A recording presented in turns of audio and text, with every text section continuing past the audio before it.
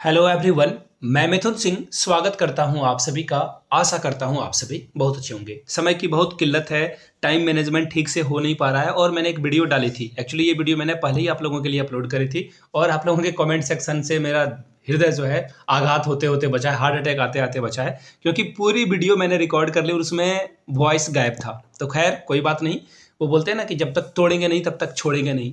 कोई बात नहीं है, वॉइस नहीं आई, फिर से रिकॉर्ड कर रहा हूँ और आप लोगों के लिए वीडियो ला रहा हूँ। मैं आप लोगों को एश्योर करना चाहता हूं पेपर 3 के लिए काम चल रहा है और आज शाम तक ये वीडियो मैं प्रॉमिस कर रहा हूं कि रात तक आपको ये वीडियो मिल जाएगा। पेपर 3 के बारे में मैं ये बात कर रहा हूं। तो चलिए शुरू करते हैं। जेएसएससी सहायक आचार्य 2024 के लिए खोट्ठा के श्रीनिवास पांडु जी के बारे में जो क्वेश्चन आ सकते हैं एग्जामिनेशन में, वो आप देख सकते हो। बाय द वे मैं आपको बता देना चाहता हूं, इससे पहले भुवनेश्वर दत्त शर्मा जी के ऊपर मैंने वीडियो बना रखी है, उस वीडियो को जाकर आप जरूर देख लें। बहुत ही काम के लिए आपकी ये वीडियो रहने वाली है। ठीक है, अगर आपको आगे विश्वनाथ नागर जी के ऊपर चाहिए तो नीचे कमेंट में आप विश्वनाथ नागर लिखोगे तो मैं उनके ऊपर जो है आज शाम तक ही आपको वीडियो देने की पूरी कोशिश करूंगा, क्योंकि एग्जाम अब जो है डेट कभी भी अनाउंस हो सकते हैं, उसके ऊपर भी डेडिकेटेड वीडियो आ जाएगी। तो विश्वनाथ नागर आप लिखिएगा।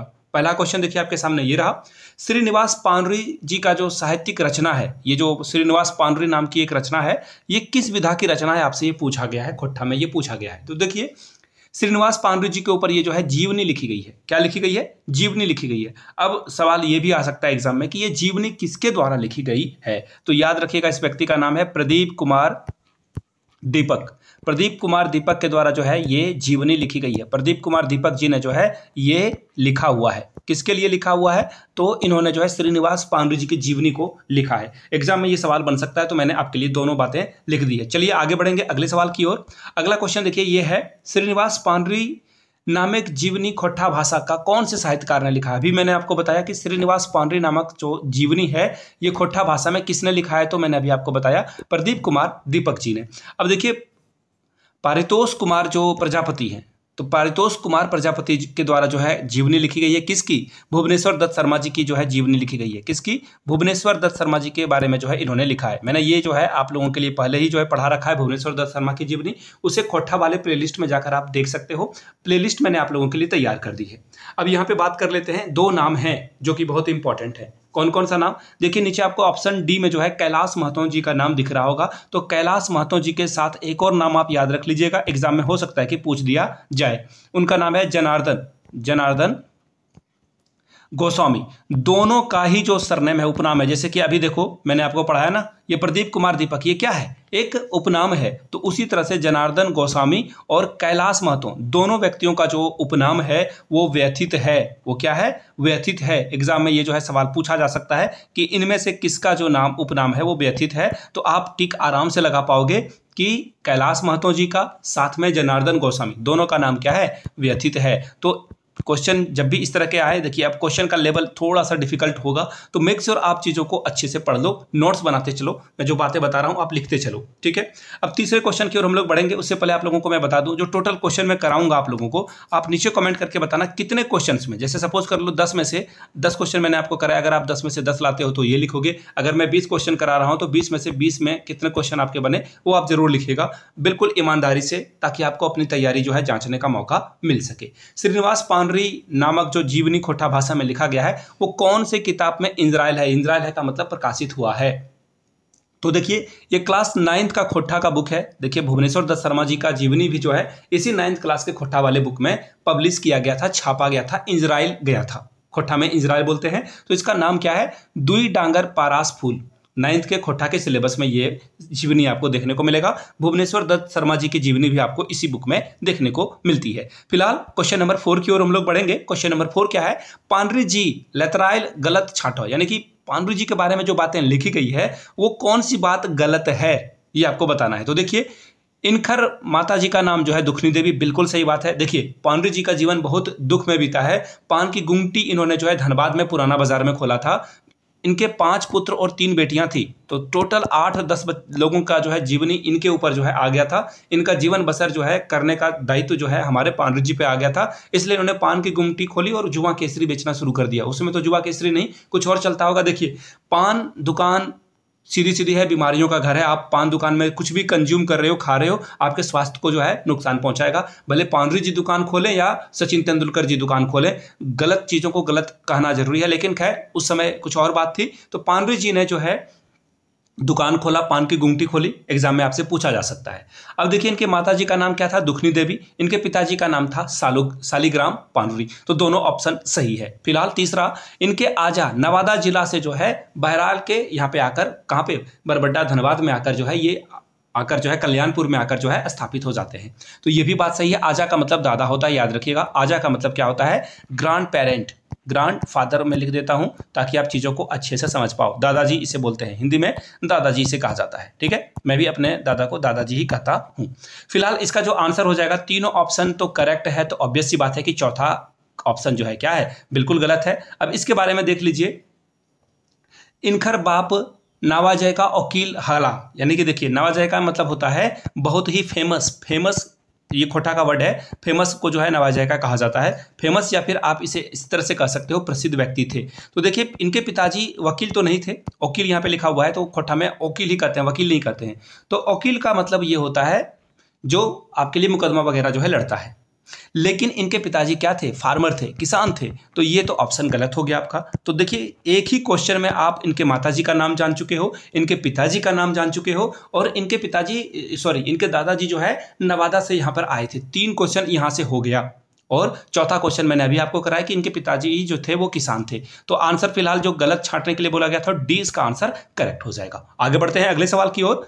पांडुरी जी का जो है जन्म कहिया भेल हला, यानी कि कब ये पैदा हुए थे, ये आपसे पूछा गया है। तो देखिए इनके जन्म दिवस पे हम लोग खोटा दिवस मनाते हैं। अब देखो एग्जाम में सवाल कैसे कैसे बनेंगे, सिर्फ खोटा दिवस कब मनाया जाता है ये भी पूछ दिया जा सकता है, किनके जन्म दिवस पे हम लोग खोटा दिवस मनाते हैं ये भी पूछ दिया जा सकता है, और ये भी पूछा जा सकता है खोटा दिवस मनाने की शुरुआत कब से की गई है। तो आप डेट याद रख लेना, 25 दिसंबर 2022 से जो है इनके जन्म दिवस पे खोटा दिवस मनाने का जो है निर्णय लिया गया। बहुत ही रिसेंटली, यानी कि बहुत ही अभी थोड़े ही दिन पहले जो है इसके बारे में बात की गई है। इसका आंसर क्या हो जाएगा, फिलहाल 25 दिसंबर 1920 को जो है इनका जन्म होता है। किनका, श्रीनिवास पांडुरी जी का। और इनका एक उपनाम है, चीनिवास भी इनको बोला जाता है। खोटा के लिए इन्होंने जो है 40 साल तक लेखन का काम किया था। खैर उसके लिए अलग से मैंने क्वेश्चन रखा है, उसे भी हम लोग डिस्कस करेंगे। आगे बढ़ते हैं। पांडुरी जी का जन्म ठाव छाटा, यानी कि ये कहां पर पैदा हुए थे ये आपसे पूछा गया है। तो देखिए बरबड्डा कल्याणपुर धनबाद में जो है ये पैदा हुए थे। हालांकि इनके दादाजी नवादा जिला से माइग्रेट करके यहाँ पे आए थे। बरबड्डा कल्याणपुर इसका आंसर हो जाएगा ऑप्शन नंबर ए। एग्जाम में हो सकता है कि कल्याणपुर वाला ऑप्शन दिखे, एग्जाम में हो सकता है कि धनबाद वाला ऑप्शन दिखे और बरबड्डा वाला, तीनों ऑप्शन दिखे तो आप सबसे पहले बरबड्डा गांव है इनका वो लगाओगे। उसके बाद अगर ये बरबड्डा ना दिखे, कल्याणपुर दिखे तो कल्याणपुर लगाओगे। अगर धनबाद, जमशेदपुर, हजारीबाग, बोकारो दिखे तो आपको धनबाद लगाना है। सारी चीज़ों को मैंने बता दिया, क्वेश्चन का पैटर्न किस तरह से भी जो है पूछा जा सकता है। अब एक और यहाँ पे जो ऑप्शन डी है, विष्णुगढ़ हजारीबाग। तो देखिए विष्णुगढ़ हजारीबाग में हमारे भुवनेश्वर दत्त शर्मा जी पैदा हुए थे। इसके बारे में मैंने आपको पहले ही जो है पढ़ा रखा है। भुवनेश्वर दत्त शर्मा जी जो है कहाँ पे पैदा हुए थे, विष्णुगढ़। एक्चुअली ये पैदा नहीं हुए थे यहाँ पे, ये तो भुवनेश्वर दत्त शर्मा जी गिरिडीह में पैदा हुए थे, लेकिन जाकर ये विष्णुगढ़ हजारीबाग में बस जाते हैं और अभी भी इनका घर विष्णुगढ़ हजारीबाग में ही है। तो ये इसके बारे में था मोटा मोटी, मैंने सारी चीजें आपको बता दी। क्वेश्चन नंबर 7 की ओर हम लोग बढ़ते हैं। पांडुरी जी कौन भाषा का नाम जायका साहित्यकार। देखिए नाम जायका मतलब होता है बहुत ही फेमस प्रसिद्ध व्यक्ति के बारे में बता जा रहा है। तो पांडुरी जी ने देखिए हिंदी की भी रचनाएं करी है, खोटा का भी करा है। और आपको ऑप्शन दिखेगा सब है, तो हो सकता है कि आप उर्दू के साथ भी जाओ तो बिल्कुल गलत हो जाओगे आप। तो देखिए हिंदी, उर्दू, खोटा, ये तीनों के बारे में जिस व्यक्ति ने लिखा है उनका नाम है भुवनेश्वर दत्त शर्मा। बड़े ही कुशाग्र बुद्धि के व्यक्ति थे भुवनेश्वर दत्त शर्मा जी ने जो है अलग अलग भाषा में लिखा है। समझ रहे हो, आज एक भाषा सीखने में लोगों के पसीने छूट जाते हैं, लेकिन भुवनेश्वर दत्त शर्मा हिंदी, उर्दू, खोटा में भी लिखा करते थे। फिलहाल आपसे पांडुरी जी के बारे में पूछा जा चुका है, तो पांडुरी जी खोटा के बहुत बड़े विद्वान व्यक्ति थे। सी इसका क्या होगा, सही आंसर हो जाएगा। खोटा भाषा के ये साहित्यकार थे जिसमें उद्भासल कर्ण हो। इसके अलावा इन्होंने जो है ये कार्ल मार्क्स की जो एक ये जो किताब थी उसका भी इन्होंने जो है अनुवाद किया था। इसके अलावा इन्होंने जो है और भी अलग अलग काम जो है किया है, उसके बारे में भी हम लोग आगे डिस्कस करेंगे, उसे अभी हम लोग रहने देते हैं। पांडुरी जी कितना पढ़े लिखे थे, तो बिल्कुल पांडुरी जी मैट्रिक पास थे, 10th पास थे। उसके बाद इनको जो है पढ़ाई करने का मौका नहीं मिला है। याद रखिएगा पांडुरी जी 1920 में पैदा हुए और उस समय इन्होंने मैट्रिक करी है, तो ये बहुत बड़ी बात है। आपको याद होगा हिंदी के सबसे बड़े कवि प्रेमचंद्र, जिन्होंने कई बार मैट्रिक परीक्षा दी और हर बार मैथमेटिक्स में वो फेल कर जाते थे, तो एक साल जो है मैथ्स को ड्रॉप कर दिया गया था और वो 10th पास कर जाते हैं। ये प्रेमचंद्र के बारे में है। फिलहाल पांडे जी कितने पढ़े लिखे हैं, तो ऑब्वियसली वो मैट्रिक तक ही पढ़े हैं, सी इसका सही जवाब हो जाएगा। आगे बढ़िए, उससे पहले कुछ चीजों को देख लीजिए। एग्जाम में यहां से सवाल भर भर के, बोरा भर के क्वेश्चन पूछा जाता है। क्या है, पांडे जी 40 साल का उनका जो है साहित्यिक जीवन था, यानी कि इन्होंने खोट्ठा को 40 साल अपने दे दिए। अब देखो, ये 1925 में पैदा हुए हैं और 40 साल अगर ये खोट्ठा को दे देते हैं, एक्चुअली उन्होंने जो है 1946 से लिखना शुरू किया। ठीक है, 1946 से इन्होंने लिखना शुरू किया, 1925 में तो ये पैदा हुए थे, 40 साल इन्होंने खोट्ठा को दिया, यानी कि मरते दम तक ये खोट्ठा की जो है रचना कर रहे थे। 1986 में इनकी मृत्यु हो जाती है। देखिए, इस तरह से चीज़ों को पढ़ोगे तो आप याद रख पाओगे, एग्जाम में रटने की चीज़ें आपके लिए नहीं रहने वाली है, आराम से आप कर पाओगे। और देखिए, दो बातें हैं, 40 साल खोट्ठा को दिया और 40 खोट्ठा और 40 हिंदी पुस्तकों की रचना की, कितनी बड़ी बात है। देखिए कैसे आप जो है राइमिंग बनाकर याद रख सकते हो। 40 साल लिखा इन्होंने, 40 खोट्ठा कवि जो किताबें हैं वो लिखी और 40 हिंदी कविता या फिर कहानी का जो है संग्रह वो इन्होंने लिखा। पांडु जी के पत्नी जी का नाम क्या था, तो देखिए इनकी पत्नी का नाम था मूर्ति देवी, माता जी का नाम था दुखनी देवी, पिताजी का नाम था शालिग्राम पांडु, जो कि मैंने पहले ही आपको पढ़ा रखा है। पांडु जी के 5 बेटे और 3 बेटियां थी, ये भी मैंने आपको पहले पढ़ा रखा। 8 और अपने जो है ये परिवार यानी कि खुद और उनकी पत्नी, टोटल 10 लोगों का खर्चा चलाने के लिए इन्होंने जो है धनबाद के पुराना बाजार में पान की गुमटी को है खोला था। आगे देखिए, यहाँ पे यही बात, यहाँ पे 1946 में पुराना बाजार में धनबाद में जो है इन्होंने पांडु जी ने पान की गुमटी खोली थी। 1939 में इनकी पिताजी की मृत्यु हो जाती है और 1944 में जो है इनकी माता जी की मृत्यु हो जाती है। पांडु जी की आर्थिक दशा ठीक नहीं थी, इसलिए जो है इन्होंने खूब रचनाएं की, फिर भी जो है इन्होंने खूब रचनाएं की, पान की गुमटी में ये रहते थे। एंड आफ्टर दैट, इसके बावजूद भी वो बहुत सारी रचनाओं को इन्होंने रोका नहीं। कौन बच्चर से पांडु जी का लेखन काज शुरू कर ला। देखिए, लेखन काज इन्होंने कब से शुरू किया, मैंने अभी आपको बताया था 1946 से जो है ये लिखना शुरू करते हैं और 40 साल तक लिखते हैं और 1986 तक ये लिखते रहते हैं, मृत्यु तक। 1986 में इनकी मृत्यु हो जाती है, लेकिन वो बोलते हैं ना कि जो लिख के चला गया वो अमर हो गया। अभी भी हम लोग पांडु जी के बारे में बात कर रहे हैं कि इतने वर्षों के बावजूद, तो पांडु जी क्या है, मरे नहीं है, वो अमर हैं, किसी ना किसी विधा में वो क्या है, अमर हैं। फिलहाल आगे बढ़ते हैं अगले सवाल की ओर। 1950 में इन्होंने गंभीर लेखन, देखिए 1946 में लिखना तो शुरू किया, लेकिन होता ना एज अ कैरियर या फिर एज अ जो है बिल्कुल सीरियस माइंड होकर, पैशनेट होकर लिखना, तो 1950 में इन्होंने जो है लिखना शुरू कर दिया कि हाँ अब मुझे खोट्ठा के लिए जो है बहुत कुछ करना है, तो 1950 में ये लिखना शुरू करते हैं। चलिए आगे बढ़ते हैं अगले सवाल की ओर। पांडे जी के पहले छपल किताब का नाम बताओ। बहुत महाभिवियाई ये क्वेश्चन है, एग्जाम में हो सकता है कि किसी ना किसी शिफ्ट में ये पूछा जा जाए, कहीं ना कहीं ये आएगा ही आएगा, ये क्वेश्चन ऐसा है। तो इनकी पहली जो कविता का नाम था वो था बाल किरण। ये कविता संग्रह थी। ये कैसी कविता, ये जो किताब है वो कैसी थी, तो ये कविता संग्रह के रूप में बाल किरण इनकी प्रकाशित होती है। और बाल किरण की जो रिव्यू है या फिर उसको ऐसा समझ लो आप, उसके बारे में लिखा जाता है किस किताब में, उसके बारे में भी मैं आपको बताऊंगा आगे। वो किताब का नाम भी जो है मैं आपके साथ रखूंगा। आगे बढ़ते हैं अगले क्वेश्चन की ओर।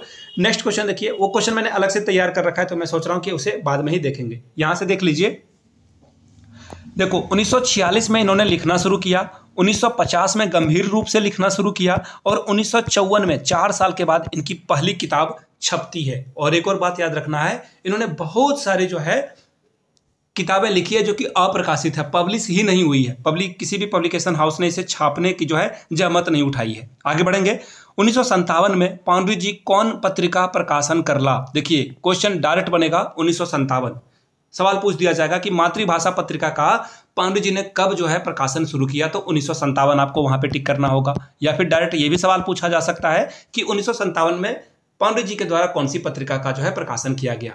यह भी सवाल बन सकता है कि पांडु जी की पहली किताब या फिर पहली पत्रिका का नाम बताइए, तो मातृभाषा इसका होगा। अब देखिए एक ऑप्शन नंबर डी है, इसमें आप जो है कंफ्यूजन हो सकते हो, लेकिन इसके बारे में मैं आपको बता देता हूं 2 बातें। तो देखिए तितकी पत्रिका जो है इसका शुरुआत जो है विश्वनाथ दसौंधी राज जी के द्वारा किया गया है, इसके बारे में भी मैं आपको पढ़ाऊंगा। तो बस जो विश्वनाथ दसौंधी राज हैं, तितकी पत्रिका और ए.के. झा हैं, इनके द्वारा जो है लिखा गया था पत्रिका तितकी की प्रकाशन इनके द्वारा शुरू किया गया है। और पांडु जी से भी तितकी संबंधित है। तितकी जो है एक कविता संग्रह है जो कि पांडु जी ने लिखा है, याद रखिएगा। तो दोनों चीजों को याद रखिएगा, एक ही नाम से 2 अलग अलग बातें हैं। एक सवाल पूछ लूं, अगर आपको बुरा ना लगे, आपको बताना है तितकी का मतलब खोट्ठा में क्या होता है, नीचे कमेंट करके बताइएगा। आगे बढ़ते हैं। देखिए और ठीक 1957 में जब इन्होंने जो है मातृभाषा कविता संग्रह का जो है प्रकाशन किया किताब का, तो उसी ठीक समय पे जो है इनकी कविता का प्रसारण आकाशवाणी से भी होना शुरू हो गया। 1957 में ही मातृभाषा पत्रिका का प्रकाशन हुआ और आकाशवाणी रांची से इनकी कविताओं का प्रसारण भी शुरू हो गया। आगे बढ़ते हैं। कौन पत्रिका बाल किरण की समीक्षा छपल, यानी कि किस किताब में जो है इनके काम को रिव्यू किया गया, बाल किरण के कविता संग्रह को रिव्यू किया गया, उस पत्रिका का नाम आपको बताना है। उसका नाम है राष्ट्रवाणी। उसका नाम क्या है? राष्ट्रवाणी। ऑप्शन सी आपका क्या होगा? सही जवाब हो जाएगा। सी के साथ आप आगे बढ़ोगे, बहुत इंपॉर्टेंट है, याद रखिएगा। यहां से एक दो क्वेश्चन और भी बन सकते हैं, उसके बारे में भी मैं आपको बता देता हूं। देखिए, ये जो है राष्ट्रवाणी पत्रिका के संपादक के बारे में आपसे सवाल बन सकता है। संपादक इसके कौन थे, ये जो है आपसे एग्जाम में सवाल बन सकता है, तो उसका नाम याद रखना है आपको। इनके जो कविता के, देखिए मैं आप यहाँ से लिख रखा हूँ, खैर आपको मैं डिटेल में यहाँ से दिखा देता हूँ। यहाँ से देखिए, राष्ट्रवादी पत्रिका के संपादक का नाम था श्याम कृष्ण बख्शी जी। ठीक है, अब देखिए कुछ और चीजों को देख लीजिए। महापंडित राहुल शंकरत्यायन ने जो है पांडु जी को चिट्ठी लिखकर कहा, मातृभाषाओं का अधिकार कोई छीन नहीं सकता है, न ही लोक कविता को आगे बढ़ाने से कोई रोक सकता है। देखिए, ऐसा इसलिए था क्योंकि जब पांडु जी लिख रहे थे कोटा में, तो इनके काम को सीरियस नहीं लिया जा रहा था, लोग मजाक उड़ाते थे इनका। तो जो बहुत बड़े हिंदी के कवि, हिंदी के जो साहित्यकार थे जिनका नाम है राहुल शंकरत्यायन, उन्होंने जो है इनको चिट्ठी लिखी, लेटर लिखा और कहा, आप जो काम कर रहे हो वो बहुत प्रशंसनीय है, आप अपने काम को आगे बढ़ाते रहिए और इसी तरह से नित्य नई रचना करते रहिए। आगे बढ़ते हैं।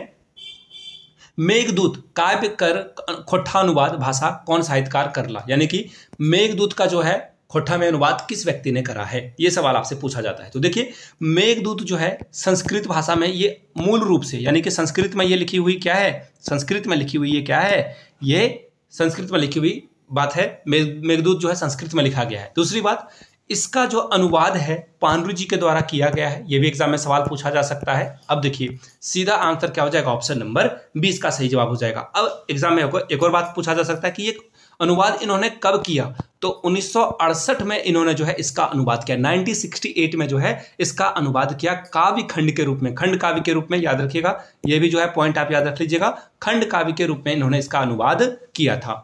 आगे देखिए, यहाँ पे कुछ पॉइंट है जिससे आप याद कर सकते हो।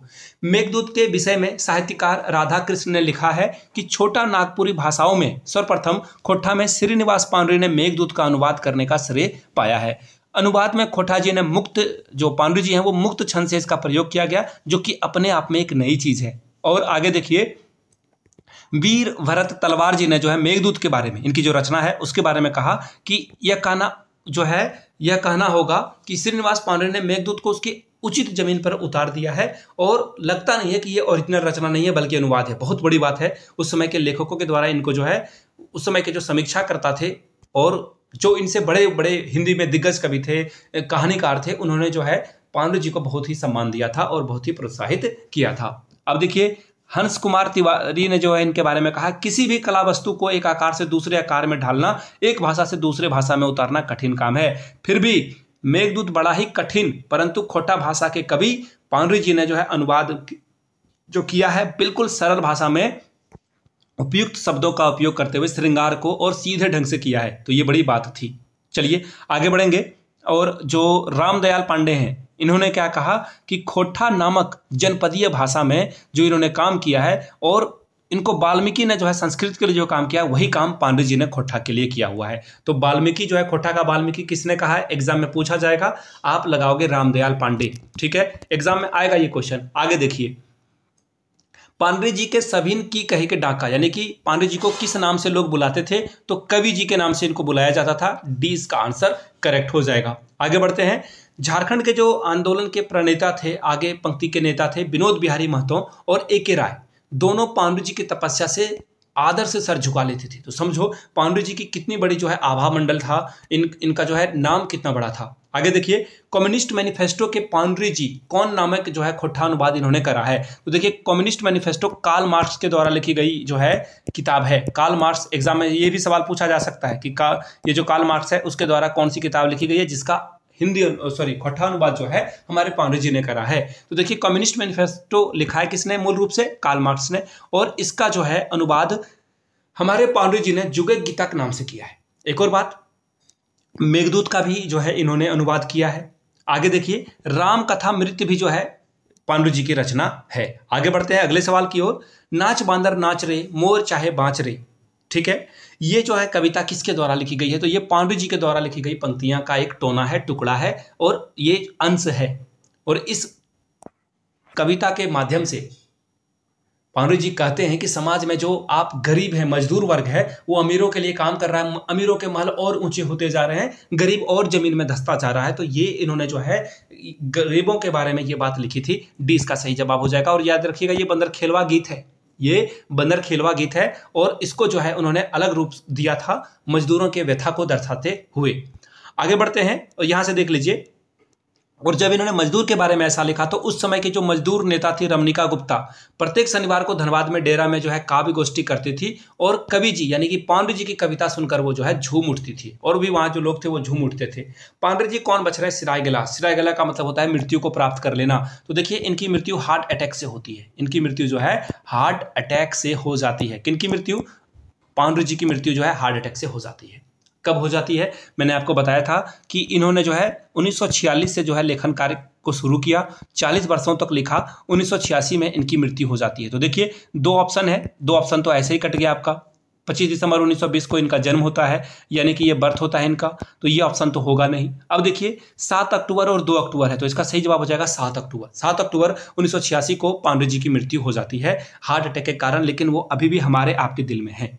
और ची निवास में बार बार कह रहा हूं, पांडु जी को ची निवास भी कहा जाता है, ठीक है, इनका उपनाम है। गलत जोड़ा को छांटना है। उद्भासल कर्ण एकांकी है, बिल्कुल सही बात है। चाबी काठी एकांकी है। देखिए, नाटक आपको कहीं दिखेगा तो आप नाटक लगा लेना, लेकिन नाटक और एकांकी में जो हिंदी वाले बच्चे हैं उनको पता होगा, एकांकी एक अंक का होता है, नाटक कई अंकों को मिलाकर नाटक किया जाता है। तो ऐसे में उद्भासल कर्ण, जो कि देखो, उद्भासल कर्ण में एक्चुअली कर्ण के बारे में एक बात है कि जो काम करने किया, जो प्रसिद्धि उन्होंने पाई, उनको वो पूरा क्रेडिट नहीं मिला।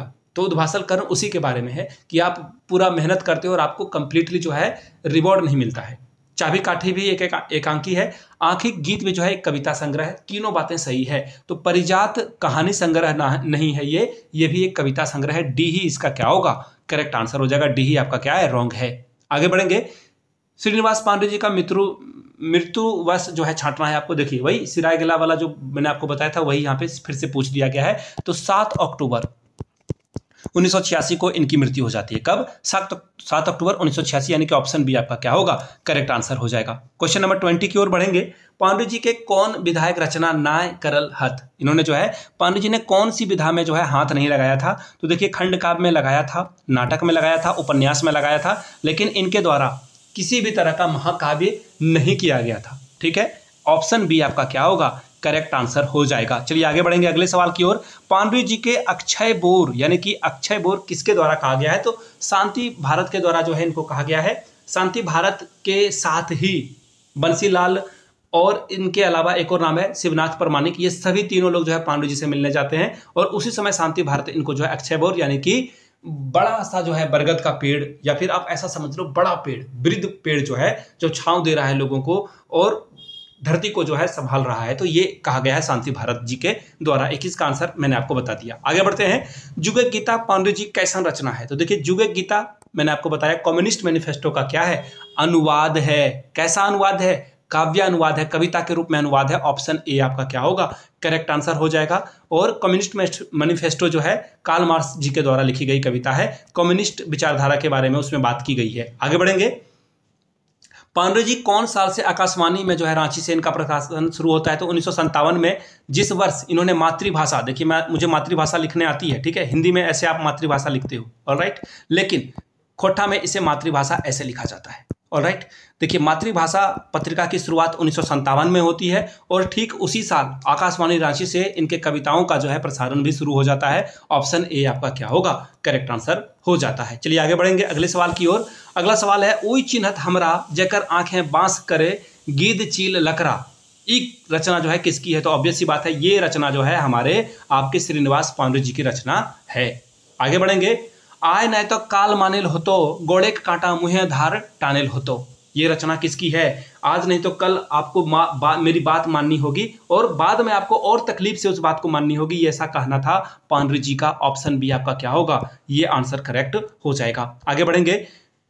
कौन नींदे नींदा रे भाई, कौन नींदे नींदा, छोड़े चलो लाजक लुगा, उठा जल्दी पीधा। ये जो है पीघा, ये रचना किन की है, तो ये भी पानरू जी की रचना है। देखो कमाल कमाल की इन्होंने जो है रचनाएं करी है। ये 26 का आंसर क्या हो जाएगा, option number A correct answer हो जाएगा। आगे बढ़ेंगे। चाबी काठी और उद्भासल कर्ण पानरू जी का कैसन रचना ला गया। तो देखिए यहाँ पे कहीं भी आपको एकांकी नहीं दिखेगा, नाटक दिखेगा, नाटक लगाकर काम बना लोगे, 20 का आंसर हो जाएगा। चाबी काठी और उद्भासल कर्ण दोनों पानरू जी की रचनाएं हैं। ठीक है, चलिए आगे बढ़ लेते हैं हम लोग अगले सवाल की ओर।